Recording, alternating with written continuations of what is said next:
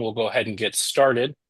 So once again, good afternoon, everybody. Thank you so much for joining us today. We know it's crammed with the holiday season, but certainly appreciate you taking some time out of your afternoon and evening to spend with us to talk a little bit about upcoming training at Camp San Luis Obispo. So without further ado, let's go ahead and get started into the agenda. Just FYI, this meeting is being recorded. For any of those that are unable to join us today, they can look back at this later, as well as the folks that need to refer back to some of the content and the materials on this meeting can also do that. So first and foremost, let's kick off that chat box. Let's throw in what your full name is, your rank, what your home unit you're from, and then what training that you'll be attending. Let's have a little bit of fun here. And then while everybody is doing that, I wanted to make sure that we talk about the phone lines. So all the phone lines have been muted today to try to manage the amount of questions that come through.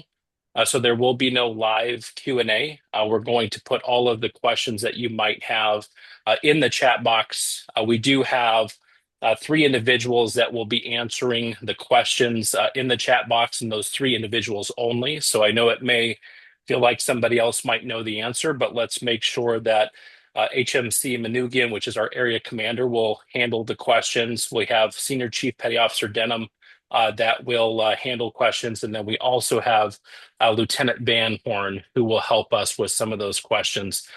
One of the pieces I would say is that wait until we get through the presentation.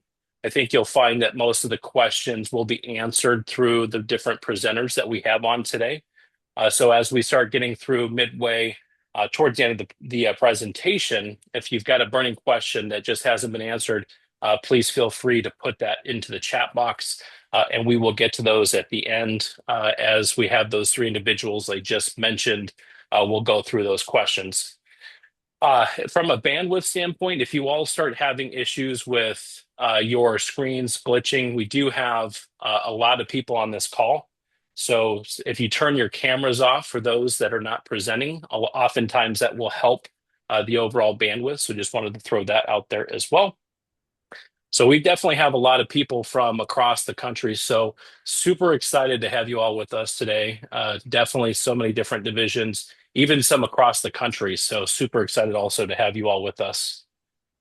All right, moving right along. So as far as our agenda is concerned, we're going to go through just again, welcome to the call. Certainly happy to have you on board this winter. We're going to turn it over to our COTC, who is Lieutenant Commander Pete Wright here in just a moment. He'll also talk about his expectations from everybody. We're going to go into code of conduct. We've got a ton of miscellaneous topics that have come up in past training calls to answer questions. So we want to try to stay ahead of that. We also have our health and wellness officer, Lieutenant Van Horn, who will be on deck with us to go through some very important updates especially for the parents. So definitely want to pay attention to that section, as well as the admin officer, Commander Stevenson, who will talk about everything when you need to arrive by, not to bring anything that's not on your CBAG list and so on. And then we'll have Q&A where we'll go through and read the questions that have come up that we need to answer live. And then closing remarks will be HMC Manugian, our area commander, will go through and put his final touches on the presentation this afternoon.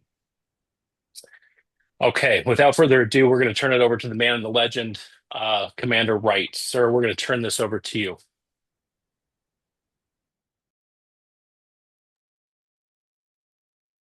Good afternoon, everybody. Man and a legend. I appreciate that, Lieutenant. Hope I can ante up to that, but I appreciate you putting this meeting together. I am Lieutenant Commander Pete Wright. I'm designated as the site leader for this evolution, which used to be COTC or kind of parallel responsibilities. But basically, I assist in setting up, negotiating, post-training cleanup, and closing down, kind of everything. I'm the senior guy on deck.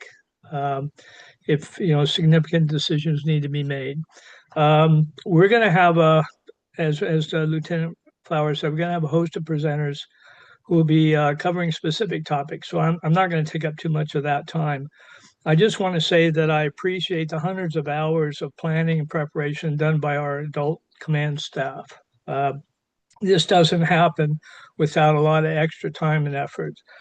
We were fortunate to land this opportunity to conduct our training at Camp San Luis Obispo during their holiday shutdown. The decision to let us come aboard in a self-sufficient status is a testament to our past training performance, and I want to ensure that we continue the relationship going forward.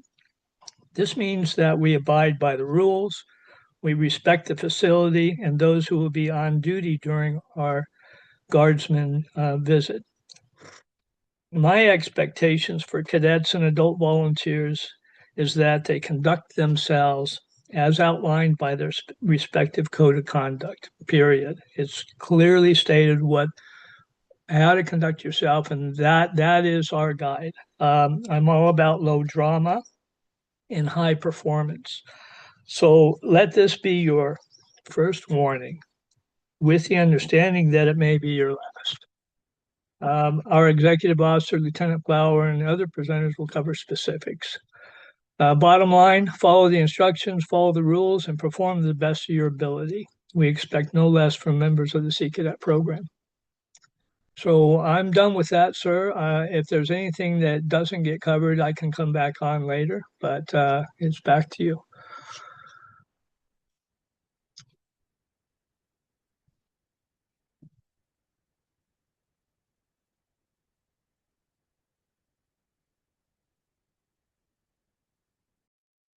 You're muted, sir.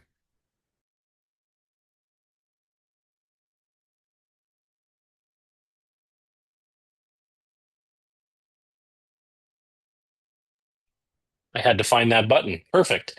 All right. So thank you, Commander, for that those words of wisdom, and certainly agree with you 100%. In terms of the overall command structure, so we have the COTC, or what we called the site leader, formerly known as COTC, as Commander Pete Wright has just introduced.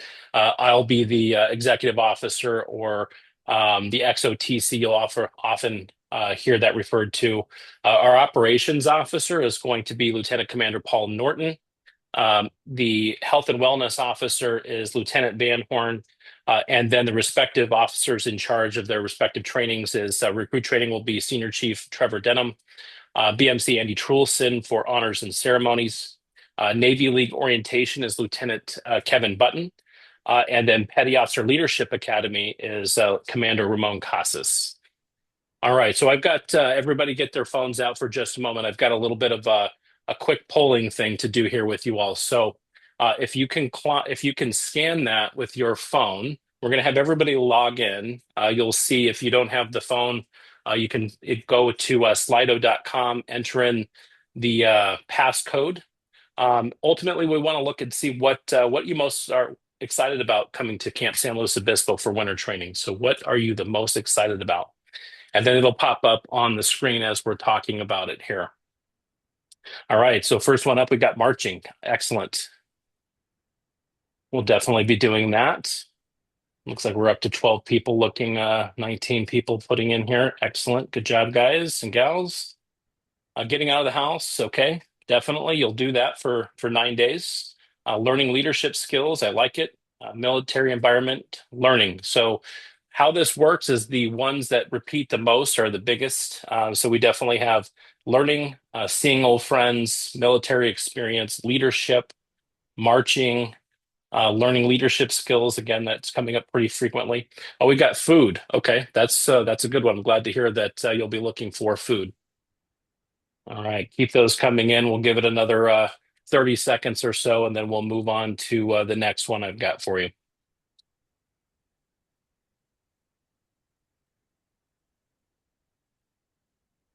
Definitely learning. This is good. And I do see a hand up. We're not going to take any questions live. So if you have a question, please make sure you put that into the chat box. All right, learning PT. Good. I'm glad that that's part of there. That we'll definitely be doing daily PT, making new friends, learning new skills. Excellent. So very well done. Definitely agree with everybody on this. I think there's a lot of things that you'll learn and a lot of things that you'll take away as well. All right. So the next question I have for you all is, have you read and fully understood the Code of Conduct? Let's find out what you all say on this one.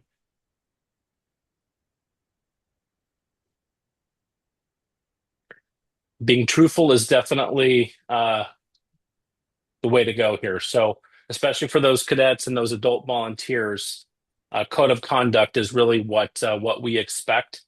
As Commander Wright mentioned that in his expectations of us all, the conduct we need to make sure that we're behaving in a very professional manner while we're on deck, and we also have to remember that we are guests on this National Guard base. So if for those that are saying no or not sure, my ask is that you look these up. They are on Magellan and really study the code of conduct as volunteer as well as cadet code of conduct. That is really the what will hold you all to while you're on deck with us. So keep those answers coming in, and then we're going to talk a little bit about the code of conduct and moving right along here. So as far as the adult volunteers that'll be on deck with us, so certainly we need to make sure that those adults are the ones that are in direct oversight of all the cadets that we will have on deck. And so what the volunteer code of conduct does is helps us understand how we act with integrity. We're following all laws and US NSCC policies. We're maintaining professionalism, respect, and proper boundaries. Zero tolerance for everything relative to drugs, alcohol, hazing, harassment, or fraternization. We're ensuring that there's cadet safety. That's number one above everything else when we're all together in this training environment. And we're also looking at that two deep leadership, so no private contact. So we're always maintaining two deep leadership at all points in time, and complete protection training. So this is something that Lieutenant Van Horn will talk a little bit about in a mental wellness update that she'll provide. But at the end of the day, we're here number one for the safety and well-being of all the cadets that are under our care. And then as far as the cadet code of conduct, so living honorably, respecting others, following the rules, avoiding drugs and alcohol. So of course, that's an easy one, especially in the training environment. But those are the things, the core values that we all need to live up to outside of a training environment as well.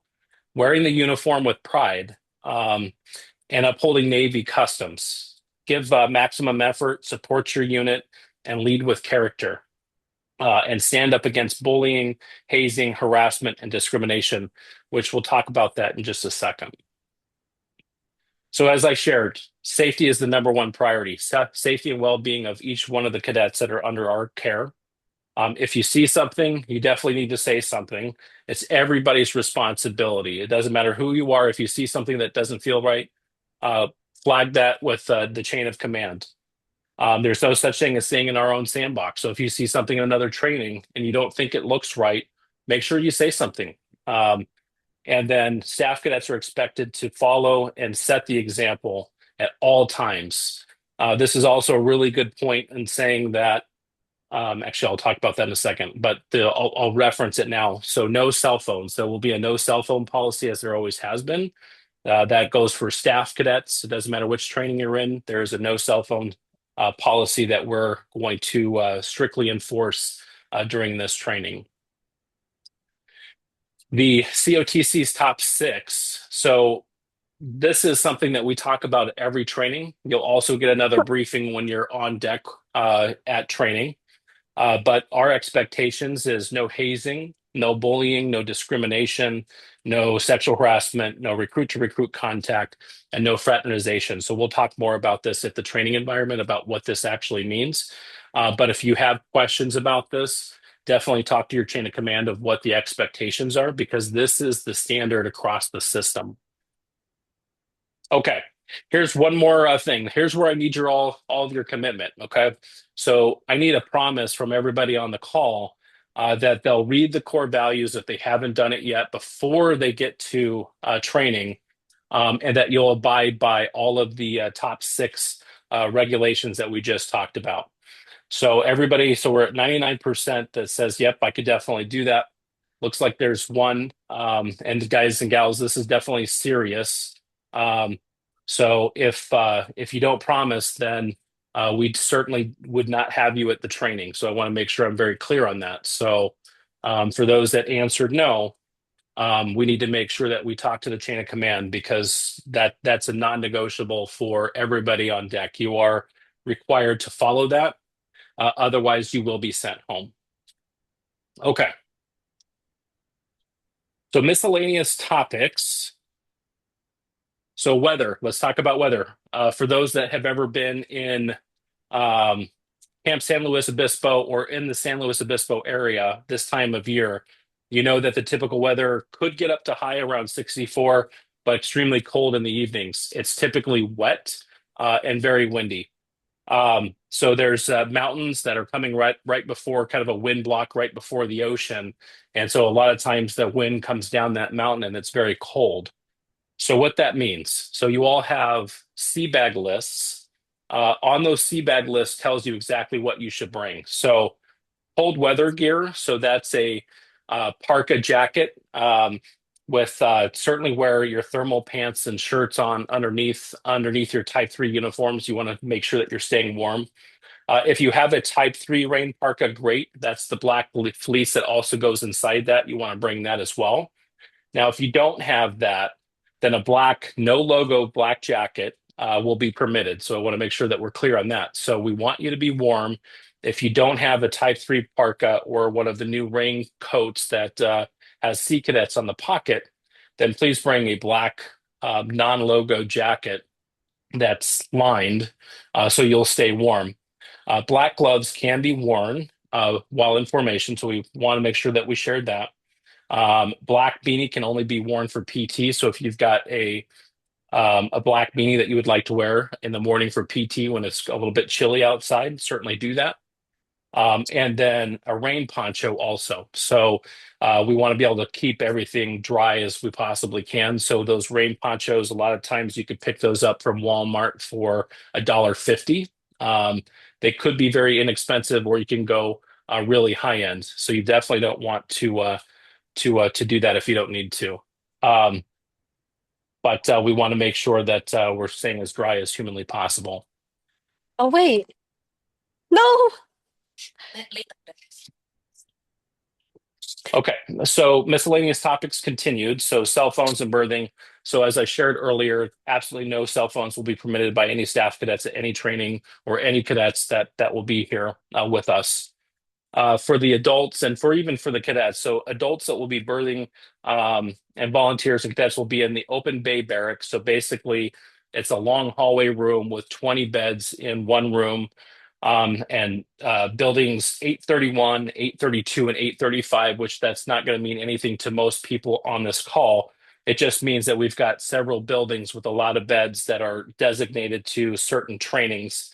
And the other piece that I want to emphasize here is that 8 hours of sleep is mandatory for all cadets while they're in our care.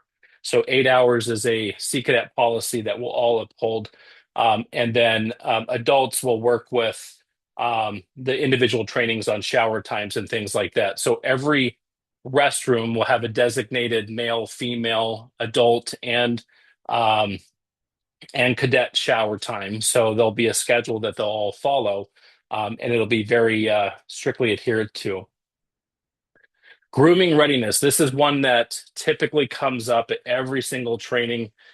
We typically turn around cadets at the gate because they don't have the proper haircut.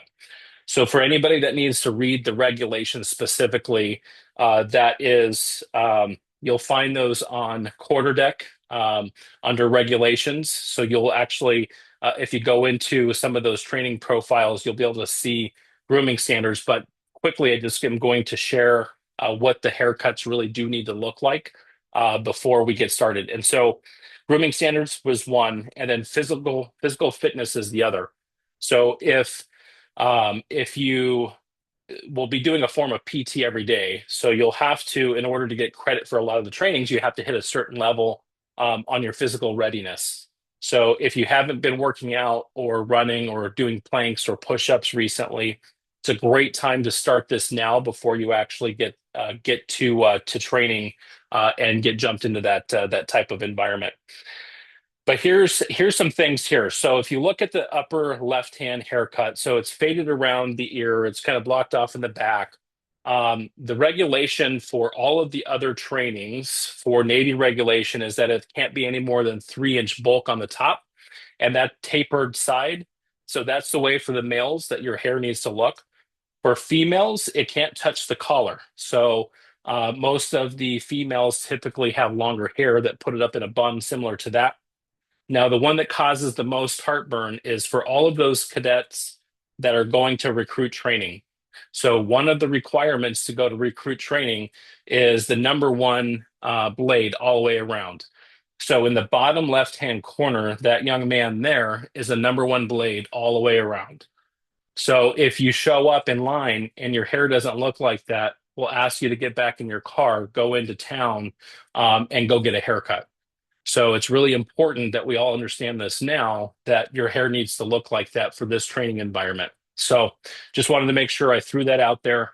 And I'm not sure if we had any questions on that, but we'll get to that in a little while. But just revisit the regulations found on Magellan around the grooming standards that are required for males and females, and just know again for those in recruit training that number one blade for males is a requirement. So if you don't want to drive all the way to Camp San Luis Obispo and get turned around, that's what your hair needs to look like. All right. Now we're going to shift gears. We're going to talk a little bit about our health and wellness that's really important to start doing and focusing on now before we transition to Camp SLO. So Lieutenant Van Horn, I'm going to turn it over to you. Good evening. Can you hear me all right? Yes, ma'am, we've got you. Okay, so if you want to put on our first slide there. And for all of our parents and cadets, recruits, we want to make sure that you are ready, prepared. I saw a lot of you said you want to come and learn, and the way you learn best is that you are mentally and physically prepared for that. So first and foremost, parents, we need to make sure that all of your medical documents in QuarterDeck are up to date. So we need current insurance cards, current prescription information, and any allergy information. You also need to make sure that you've addressed whether or not we can provide over-the-counter medications. If you select no on that, we will have to call you for anything without being able to administer over-the-counter medication. So your child has a headache, a stomach ache, etc., you're going to have to be available for phone calls.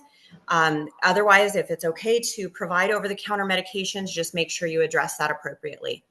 Now, signs of illness. If your child reports within and has been sick within 48 hours, any symptoms, they are going to be sent home. We bring cadets in from all over the country and we put them in barracks together. And it is it's a struggle if we have a child who shows up ill and then it spreads like wildfire.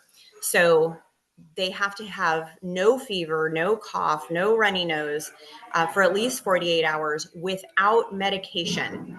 An example is that last year we had a cadet on day 3 who said, gosh, I just feel horrible. And their parents had given them Dayquil in the parking lot.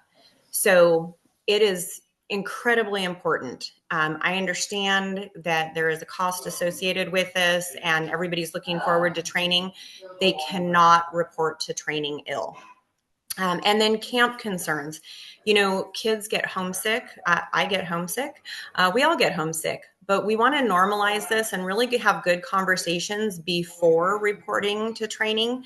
It's normal for us to miss home, but we really want to make sure that if there are any psychosocial concerns, you've recently had a pet who died or a family member who passed, somebody's been hospitalized, some sort of recent trauma or severe illness, it may not be a good idea to send a recruit to training just for their emotional well-being.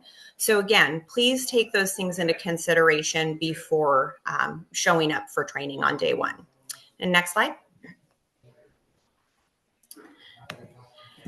So when we talk about how we can make the training experience better for everyone involved, make sure that they are prepared physically. So cut the caffeine out now. They're not going to have caffeine of any sort, coffee, tea, energy drinks. And it's, again, not uncommon that day 2 or 3, we will suddenly see withdrawal symptoms, headaches, feeling jittery, anxious, etc. So please cut the caffeine now. Cut out the sugary drinks, no sugary, try to cut down on the treats, the juice, the soda, etc. And try to cut back and drink lots of water, lots of water. And then electronics. There aren't going to be any electronics. So if your child is used to sleeping with the TV on or earphones, anything like that, again, please make sure you cut down on the electronics. They need to be comfortable sleeping without background noise and really just interacting with the world around them. That's how they're going to really grow and develop those friendships. And then provide a journal or letter writing supplies, pre-addressed and stamped envelopes, paper, pen, pencils. Make it easy for your cadets to capture experiences and then share those. A lot of times journaling will help them, especially if they're having trouble sleeping or if they're feeling anxious about something while at training. And next slide. So medication guidelines, again, it's highly important that you document everything in QuarterDeck and that it matches printed prescription information. It's not uncommon that a cadet will show up to training and they'll have an original bottle that doesn't match what's handwritten.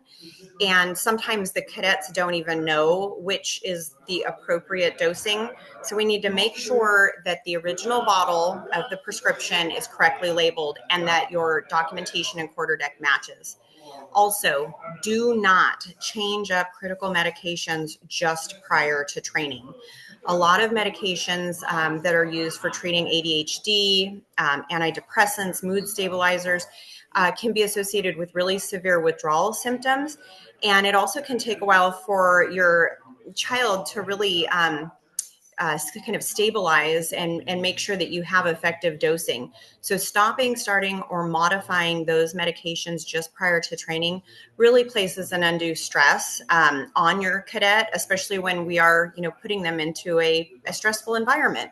So we want them to be well balanced and be ready for the training. So if your child's physician has made any recommendations, and I'd say within the last 2 weeks or going between now and training, make sure that you have that conversation with the physician and see if you can wait and do that after. The other thing is also don't stop any of these medications just prior to training. It's really important, again, for your child's health and well-being. And next slide. So talking about allergy management, again, documentation. Make sure that we have detailed allergy information regarding, seasonal, dietary, medication allergies. Make sure you include severity and emergency procedures that you typically follow at home. Cadets who have an EpiPen, you need to send them with an EpiPen. If they show up and it's on their list of medications and they don't have an EpiPen, I'm going to be very concerned because that tells me that they have a significant allergic response to something and they should have that EpiPen. We don't supply those. Also, metered dose inhalers, so severe asthmatics for their rescue inhalers like albuterol, Proventil, Ventolin, they need to make sure that they have their inhaler with them. Your cadet needs to know how to use their rescue medication themselves. We will always respond, as immediately as possible, but cadets should know what they have a response to, as well as how to use either their EpiPen or their inhaler. When they report in, we will tell them, how they're supposed to carry that on their person. We'll make sure that they have a buddy in their division who's familiar with the fact that they have it, and we will follow up with that. And next slide. So when we talk about on-site hygiene, make sure that you are, again, kind of setting the stage for your cadets before they come. They need to wash their hands frequently, especially before meals, anytime they're using the restroom, when we're outside doing activities. So good hand washing, respiratory etiquette, make sure you're covering your nose or mouth when you're coughing or sneezing. Try not to touch your face, your eyes, your nose. We don't want to spread any germs that do happen to be out there. And staying hydrated. Again, it's really important to make sure to reinforce that your cadets are drinking lots of water. Get them used to water now. And cadets, recruits, when you're there, you'll be hearing from us frequently. Stay hydrated. So camp guidelines, if somebody is telling you, hey, you need to do X, Y, and Z for sanitation or health, if we're handing out hand sanitizer, you need to use it. And then reporting illness. Don't be shy. Don't be hesitant to report illness. So if there's any sort of illness, they're feeling nauseous, they have a cough, a sore throat, diarrhea, anything like that, they need to escalate it as immediately as possible so that we can follow up. We want to make sure that we're providing, help and support if they're feeling unwell, and we'll either make a decision that they need to go home. It does happen. Or we'll, make sure that they're really well hydrated. Cadets get headaches because of dehydration. Sometimes they'll get nauseous just because of a change in the dietary habits. But we're here again to support them through all of that. So they just really got to speak up as soon as possible. And next slide. So health concerns, again, make sure you know how to reach me. So parents, if your cadet does report an illness, I will be your first point of contact. You'll typically get a phone call or a text message from me. Make sure that you are responding back quickly because, again, we're going to escalate. We're going to talk to you. We're going to walk you through what's going on with your cadet. If we do need to seek emergency care, we will take care of that. Urgent emergent care will be provided while we're working to contact you. And of course, if something significant were to happen, we're going to take them to the clinic. But you do need to be prepared to provide an early pickup if needed. So if your child spikes a fever, they're probably going to have to go home pretty darn quick. We don't have a lot of space to quarantine or isolate cadets when they're ill. We do the absolute best that we can. But again, we have a lot of cadets in a relatively small space. So it's really important that we make sure that if somebody is suddenly spiking a fever, developing a sore throat, or some sort of a GI issue, we do need to get them picked up as quickly as possible. And so I will be the first point of contact there. So parents, if you want to make note of my phone number, it's there in case you need it. And again, I would reach out and start that conversation with you as soon as possible. And again, of course, when they get home, just because they've been around cadets from all over the place, just kind of keep an eye and see if they develop any symptoms once they're sent home with you. And next slide. So this is, really the foundations of safety while we're here. Our training staff, we're all background checked educators and mentors. We want to provide a really safe environment for your cadet so that they have, the best opportunity to learn and really blossom in that training environment. We are mandatory reporters. So we have a lot of goals. But foundationally, we want to create that safe environment. We want to have a relationship that is really grounded in trust with our adults, with our cadets. Supervision is very structured so that it's consistent. And we're committed to, again, providing that safe, accountable training environment where our cadets can thrive. Because we are mandatory reporters, just like teachers, healthcare workers, we do have a legal and ethical obligation to report any concerns that are brought to us for our cadets' safety and well-being. So understand that if something like that were to come up, there is a reason for it, and we are very committed to really safeguarding the cadets that you are entrusting to us. And next slide. So again, we really want these training experiences to be transformative. And that means, typically our cadets come to us, they're excited. It's an adventure. They're really looking forward to it. They do build some lasting friendships. These cadets will keep in contact with each other for years as they go through middle school, high school, even into college and beyond. They do create some unforgettable moments with one another.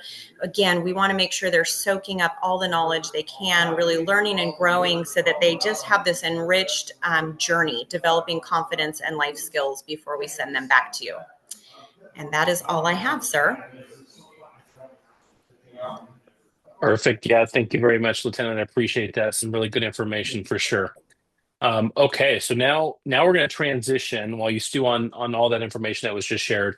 We're going to transition into our admin officer, Commander Stevenson, who will talk a little bit about, actually quite a bit about everything that you need to know pre-arrival, during arrival, and leaving. So, ma'am, we're going to turn it over to you.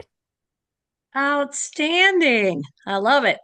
I'm Commander Stevenson. I'm in charge of the admin at this training. And I want to talk a little bit about what is going to go on when you arrive at the camp. Hopefully, we try to have fairly fast check-ins. It's very important. Now, before I start, I do want to say one thing. The presentation I'm going to do, I will send it out to all of you because there's a lot of important information there. I will send kind of a welcome email either tomorrow night or probably Tuesday morning. So please make sure you have updated emails in Magellan. Very important. And then you'll have all the information that I'm going to present. Okay, so that's real important. Anyway, let's get started. Next slide, please. Okay, so when you arrive, what do you need to bring? Okay, first foremost, sea bag. Okay, check the sea bag list in the welcome aboard packet. Make sure you have everything listed in the sea bag list, and particularly recruits, nothing more. Okay, make sure you bring your ID card, medications. Please do not leave them at home. And I'll talk about that in a minute. This is important. If you are bringing medications, and medications, we include not just prescription stuff, we also, anything over the counter medications, we need to know about it. So if you haven't told us about it, it wasn't on your portal, please let us know. Very important. This helps make check-in go quicker, and we want to make sure that everything you bring is appropriate for our training environment. And then last but not least, we need your orders, and please put them in a 9x12, not a 10x13, a 9x12 manila envelope. Do not seal the envelope. Just bring them, and that's all you need to do in terms of paperwork. So let me just talk about that for a second. The types of records, what you need. Okay, all cadets, you are going to bring the orders that you can print out from the parent portal. Please, parents, there's about 3 places in an area where you initial. Please make sure that it's all signed and initialed. And that's particularly true, those of you commercial travelers, because you won't have a parent there. Okay, next. Again, 9x12 manila envelope. Please do not seal it. Leave it open. Next, officers, you will have to bring a service record. So just be aware of that. Okay, next one. Now, I'm going to talk about the arrivals. Commercial travelers, those of you taking Amtrak or who are flying in, we think we have all the travel arrival plans, but if you didn't put it in your additional form or you didn't send it separately, let us know. what you're going to be doing. Easiest way, send us the confirmation email you get from the carrier. Okay, I saw a lot of people talking about what do you arrive in. Well, commercial travelers, you travel in civilian clothes. Once you get to the base, you can change. Okay, next. We will be there to meet you at the airport or Amtrak station. Either one, they're about 10-15 minutes from the base. However, we do have a lot of travelers, so you may need to be patient. If you have any delays, please call Commander Wright and let him know. That's and also for any of you who are driving, if by chance you're really delayed, we need to know that. And I'll tell you about that more in a minute. So, okay, we will get to you. But that's the number to call. Now, before I talk about, for those of you who are coming personal vehicle, normally we have in the past been able to get parents on base. Particularly it's slow, but because that we are, they're very short.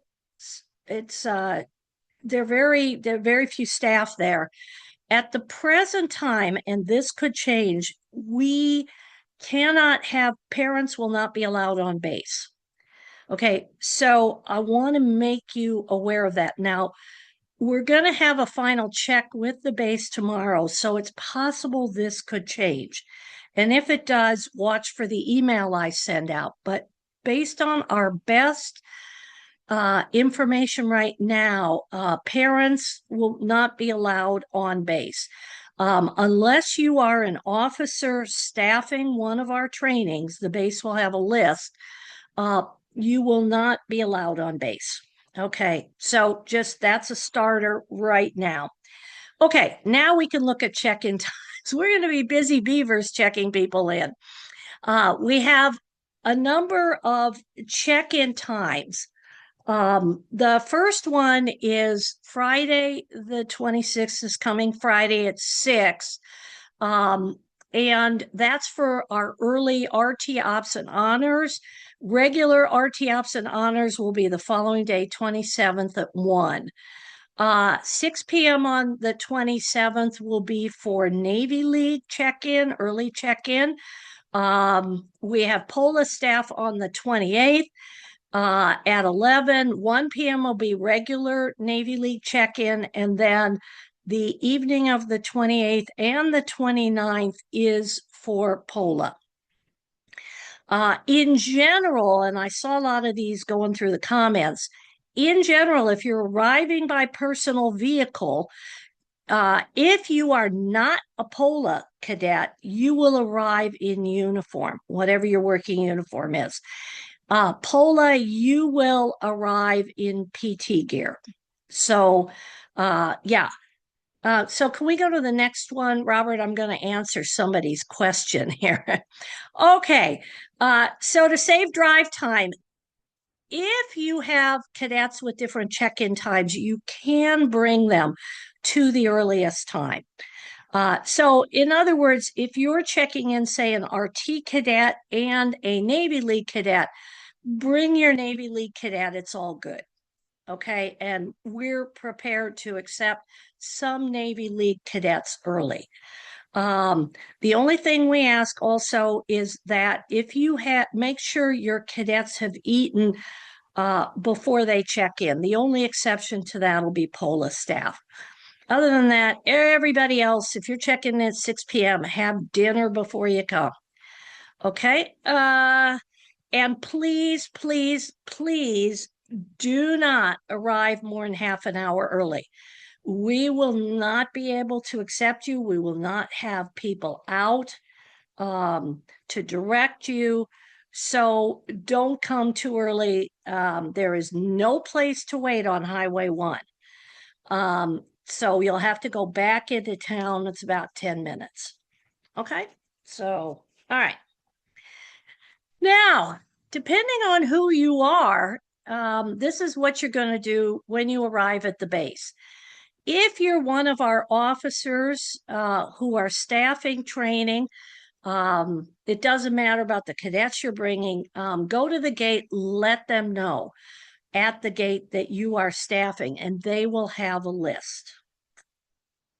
Okay, next.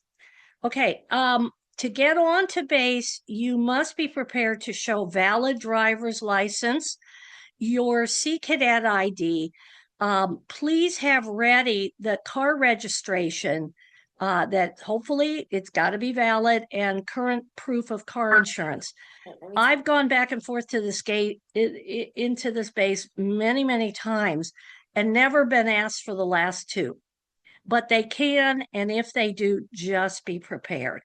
And then you will go to building 832 and check in at the admin office. And you can bring any cadets with you that you may be bringing. It's all fine. Okay, so now, if you are not an officer, okay, so if you are not an officer attending training, okay, as I mentioned, the base is not allowing, you have to be staffing training to get onto the base. And as I say, this may change. We may have that updated, but for right now, this is the best we have. Okay, when you arrive, you turn off Highway 1 at the main gate. You'll see it's marked for Camp Slow. And our staff will be there to direct you. There's a parking lot just outside the gate. It'll be on the right. Okay, next. Okay, there's plenty of parking there as best we are aware. Park, and then our staff cadets and people will direct your cadet where to check in. Okay. Now, a little bit about the check-in process. We ask that parents stay in the car until your cadet clears admin. And this is in case we have questions about medication or we need any signatures. Okay, so your cadet will get out of the car. They'll be snagged by our staff cadets. Okay, next point, please. Okay, and when they line up, they will bring service records, spare key to your lock if it isn't already in the envelope, medications, and anything not on the CBAG list. We call it contraband. In the case, it's generally cell phones, but for a lot of the other, for RT, at NLO, no watches, ladies, no jewelry other than regulation, leave the nail polish at home, those types of things. We prefer that you leave it with the person who brings you. But if you're not comfortable doing that, we will check it in. Okay, we've talked about haircuts. We will have people there checking haircuts. And if your hair is not within regs, we're going to ask you to go get it cut. We will not check you in. Okay, very important. Okay, now once your cadet has cleared admin, then your cadet will return to your vehicle. They will grab their sea bag, garment bag, sleeping bag, all the bags, and say goodbye. And it's your time to leave. So we try to move very quickly. We can usually check in 150 cadets, 200 cadets in under an hour. So help us make that happen. Okay, now staff cadets, you're not so much at regular times. So I wanted to address that. You will also pull into that parking lot right outside the main gate. And you will be met there. We will have you, next point, bring all your check-in information, service record, keys, meds, so on, to the building 832 admin office. And we'll have people there to direct you. And again, similar type of thing. Parents, please wait. Your cadet will come back after check-in. Building 832 is about a block and a half, short block and a half. They will come back, get their stuff, and say goodbye. So I know some of the staff cadets, you're coming when you're coming. So last but not least, if you are late, please call Commander Wright at phone number at this phone number and let us know. Especially because of this situation, we're going to have to meet you at the gate, just outside in that parking lot. So please let us know your estimated time of arrival. If you have any questions about anything at all, please email admin@nsccpsw.org. That will come to me, and we'll answer any of your questions. So safe travels, everybody. Merry Christmas. Happy whatever you celebrate.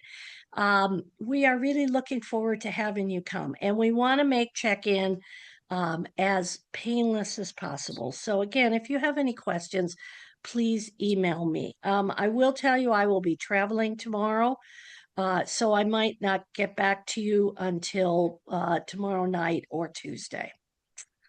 So that's it. Perfect. Thank you so much, ma'am, for all that valuable information.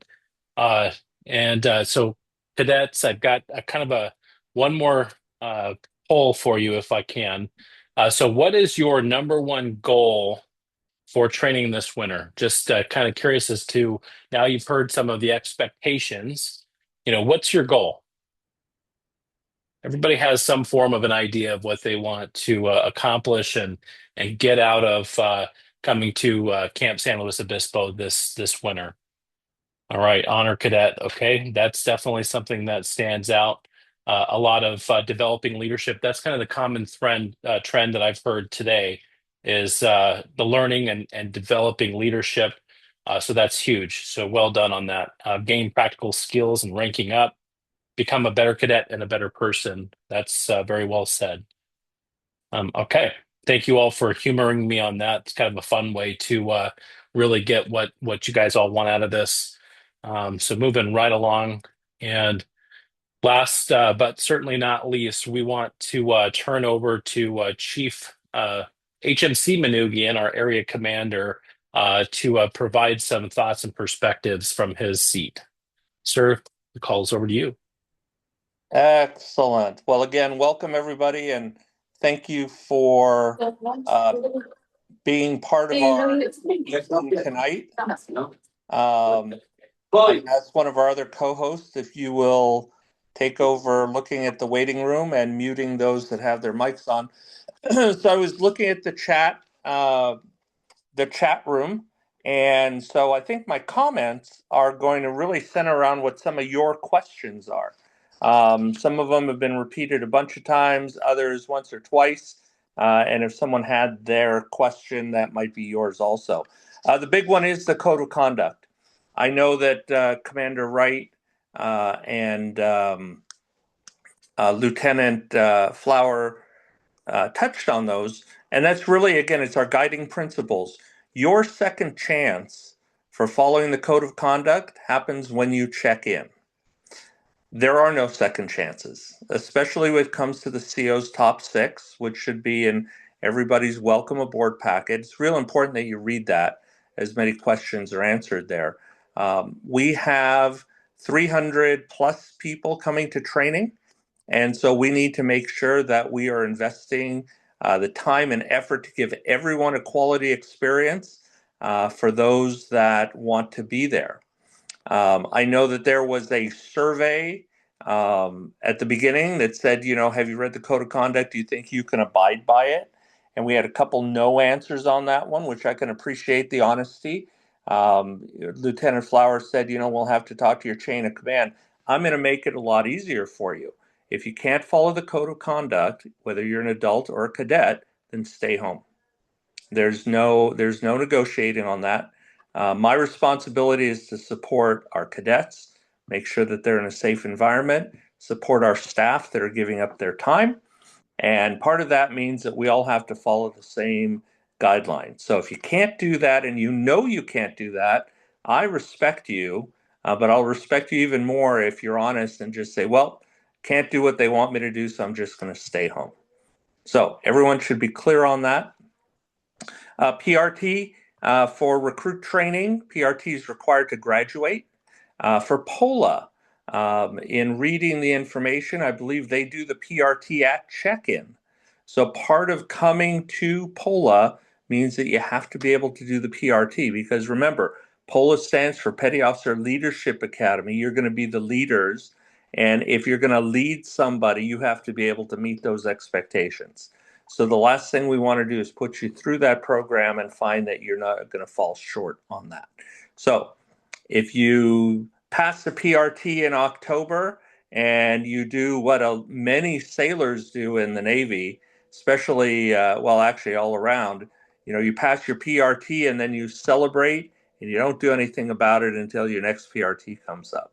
So if you have not done push-ups, if you have not done planks, if you haven't gone out for a quick run, now is the time to start doing that, because if you can't do it, when you get to training, it's going to be real hard to bring people along. You may have heard through the grapevine, well, if you fail once, they'll give it to you 2 or 3 more times during the week. That is not a guarantee. It's all based on scheduling time and the ability to make that possible. So it's good for you anyway. And if you can pass the PRT, then shoot for the next level. So everyone going off this call, make sure that you're getting out there doing a little workout. Haircuts, very important. I saw a lot of questions in the chat. Some of the questions are what I call legal questions, like, well, does that really mean that? It's pretty simple. If you're in recruit training only, it's a number 1 all around. If you're following the regulations, then it's for our male cadets. Again, it's up and over the ears, it's faded, it's blocked at the back. It's no sort of bowl cut. If for our females, I would ask you to look at the regulations. I'm not well versed on those. If I had more hair, maybe I could do that, but that's not happening right now. If we do need to send you into town, I'll be very honest with you. The barbers in San Luis Obispo charge anywhere between $35 and $45 per person for a haircut. So better to get it done sooner in your own hometown, maybe where it's a little less expensive. I know I'm seeing that, oh my God, are you kidding? That's what they charge. And we don't control their pricing.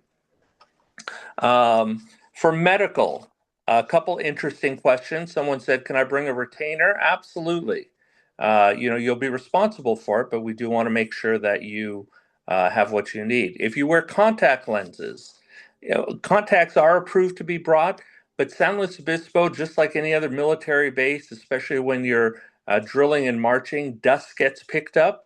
Anyone who wears contacts knows that contacts and dust do not do well together. So if you have glasses and you can bring those, that would be preferred. However, if contacts is the only way, then absolutely you may do that. There was a question about a knee sleeve. If you wear a knee sleeve when you're running, I know I do also, please feel free to bring that.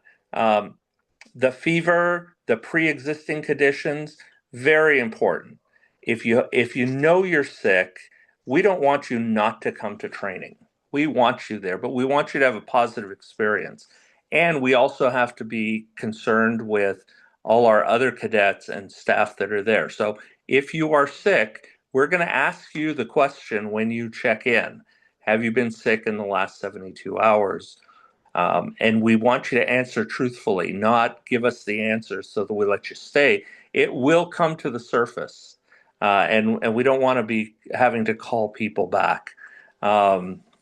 Water systems, very important. Make sure staying hydrated, and I believe that Lieutenant Flower may have chatted about that.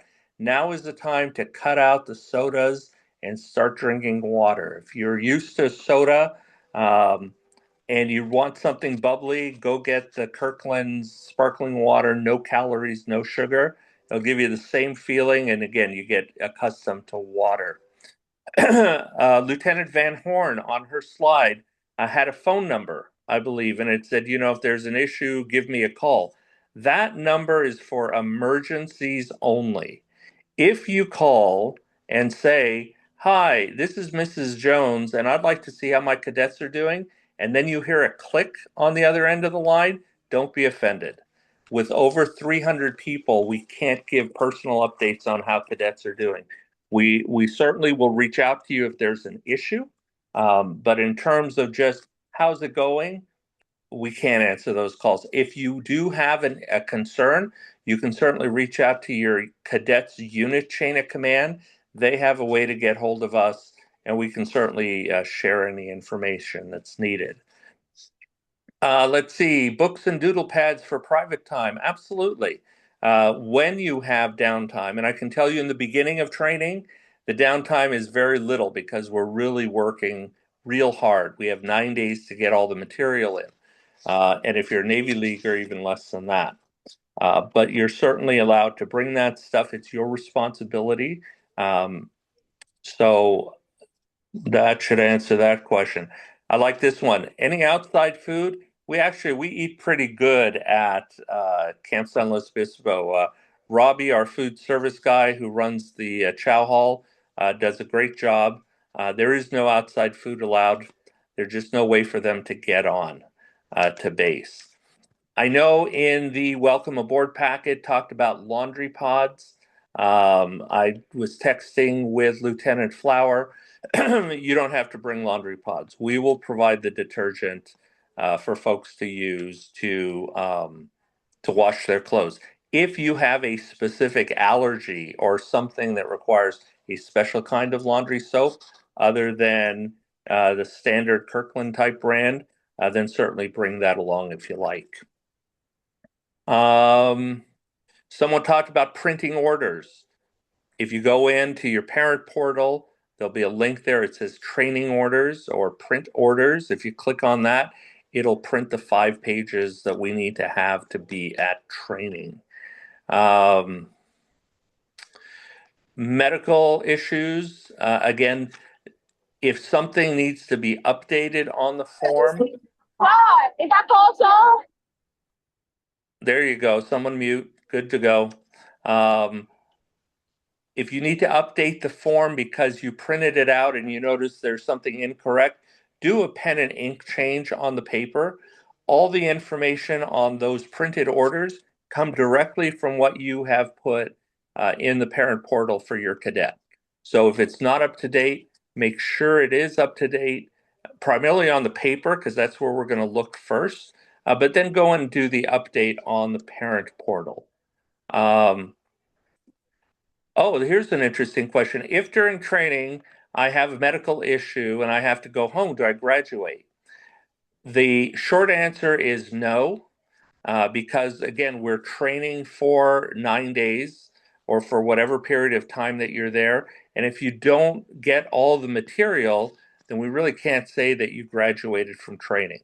However, some are situational, and if that issue arises, then we'll work with you individually.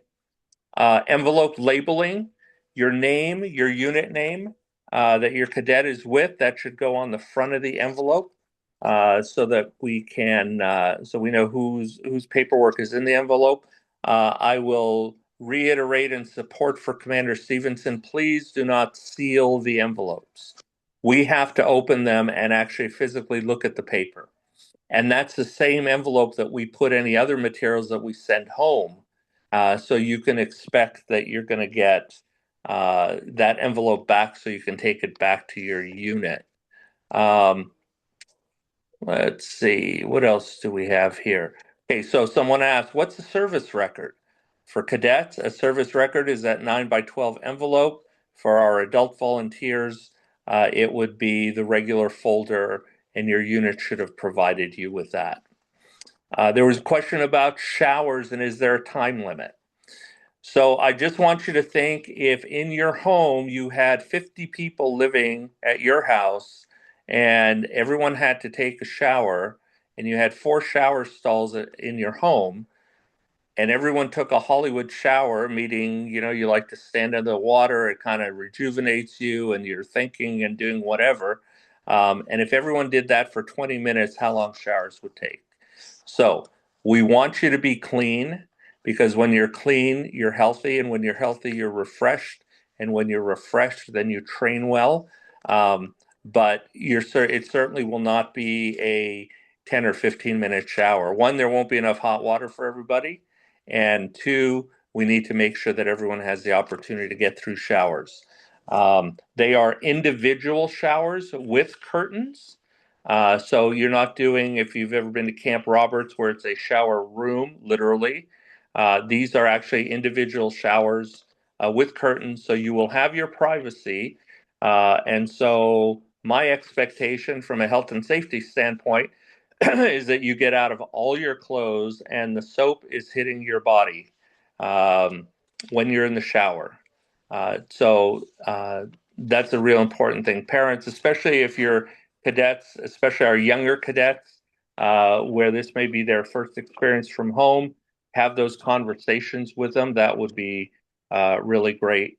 There's just a question that popped up. How bad is it with people stealing other people's things? We don't steal at training. Now, I know I'm also not naive to say that it couldn't happen, but you'll have a locker that you can lock your things in, and you become responsible. Part of going to training is learning that responsibility of being away from home. And your parents aren't going to be there to remind you along the way. Obviously, we'll have adults with every training and every division. In our Navy League training, we realize for some of you, it'll be the first time away from home. So you'll get those reminders just like you do from your parents. As you get into recruit training and our advanced trainings, some of that is on you. So to just summarize, we're going to spend 9 days together. For some of you, we're going to tell you how to do things, when to do things, where to do things, and you're just going to do it.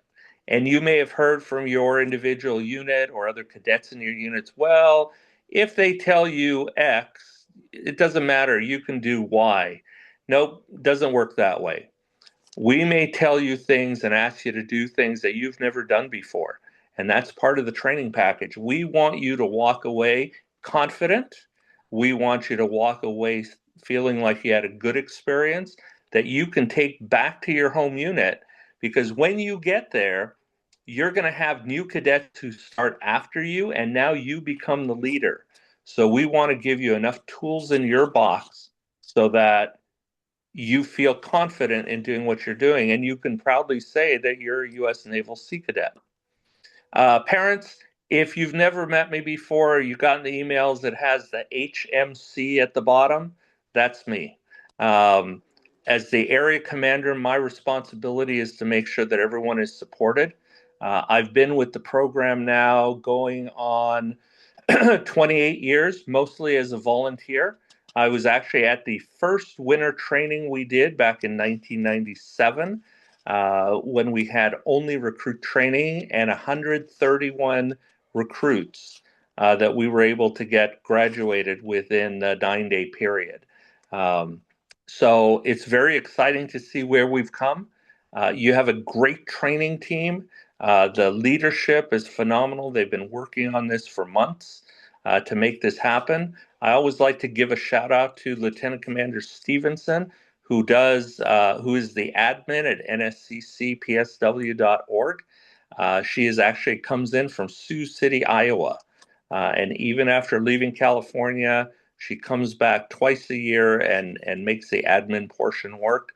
Lieutenant Commander Wright has the position that I held for 21 years, leading the summer and winter trainings, along with the rest of the staff team. So we're very excited. If you have any questions, please put them in the chat, and we will go ahead and try to summarize those questions and get the answers out to everybody. So with that said, Lieutenant Flower, I turn it back over to you. Outstanding. Yes. Thank you, sir. Appreciate that. And appreciate the summarization as well.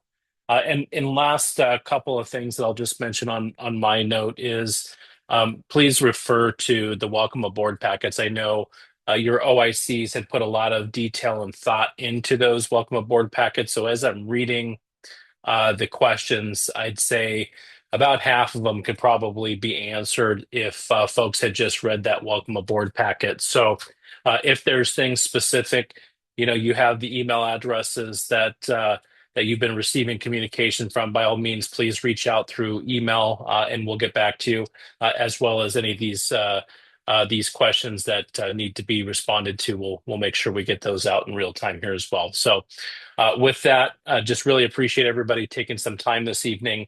I know it's difficult to sit for an hour plus on a webcast and getting this type of download, but definitely appreciate the engagement, and looking forward to seeing all of the cadets and all the adult volunteers on deck at Camp SLO for winter training. So with that, I bid farewell.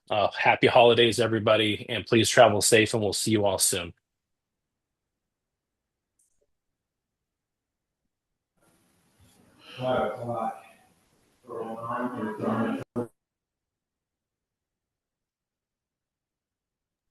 Thank you. Thank you. Thank you, sir. Anything more that you need from me? No, ma'am. I think we're set. Thank you so much. Have a great evening and a You- Merry Christmas. Thank you. You as well. Thank you. Thank you, sir. You are very welcome.